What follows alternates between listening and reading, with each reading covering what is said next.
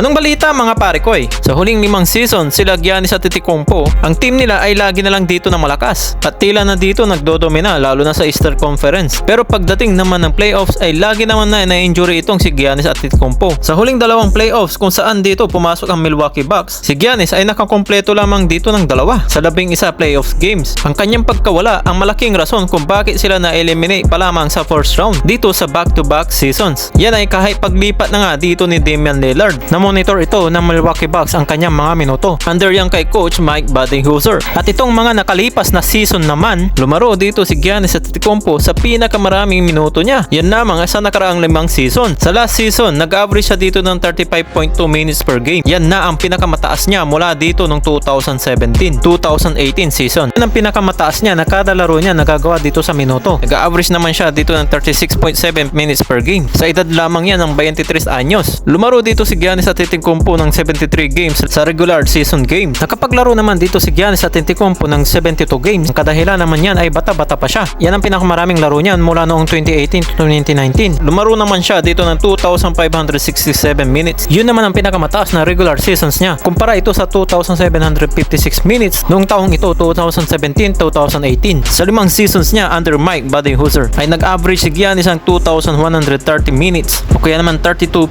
minutes per game over 65 per game season. Hindi na bumabata si Giannis Antetokounmpo kaya na siguro ito tinatamaan ng mga injury. Kaya maaaring panahon na o kaya naman bawasan or load management na ito para lumakas sila pagdating naman ng playoffs dahil nasa kanila na si Damian Lillard at nandyan naman si Chris Middleton. Marami ang mga eksperto na nagsasabing bawasan na ang minuto ni Giannis Antetokounmpo. Yan ay sa regular season na kaya naman na ipanalo na kahit hindi siya naglalaro ng napakahabang minuto. Pero ayon naman dito sa isang website sa hoopshype.com na may mga lumalabas na rumors na baka nga ito lumipat na ng Golden State Warriors ay hindi naman ito malabong mangyari. Lalo na ang kuputan nilang Milwaukee Bucks ay pagdating sa playoffs kung lagi na lang magiging ganito. Katulad na lang ginawa ni Damian Lillard sa Portland Trail Blazers ay hindi rin ito nakapagtiis para umalis at kumampi kay Giannis Antetokounmpo. At ayon naman dito kay Paul Pierce ay kinakailangan niya na dito kumampi kay Stephen Curry. Yan ang pinakamagandang gagawin niya o kaya naman ang perfectong moves para sa Warriors para magkampiyon ulit sila kasama si Stephen Curry. Total magkasunod naman sila nagkampiyonato noong 2021. Ang Milwaukee Bucks sumunod naman dito ang Golden State Warriors noong 2022 dahil ang kanyang sinasabi ay mahihirapan na sila ulit makakuha dito ng kanyang kampiyonato. Hindi rin maiwasan na naglabas din ang mga NBA analysts sa isang klaseng trade proposal at magiging mabigat din ito para sa Warriors dahil ibibigay nila dito sa trade package si Jonathan Kuminga, Andrew Wiggins at Brandon Podziemski. Kung pagsusumahin natin to mga parekoy ay hindi nga ganun kadali na ma-trade itong si Giannis Antetokounmpo dahil ang ibig sabihin lamang dyan ay kailangan din sumugal dito ang Golden State Warriors dahil pare-pareho na sila ni Steph at Giannis na hindi na sila bumabata. Ano kaya masasabi nyo dito mga parekoy? Tara pag-usapan natin yan sa comment section sa baba.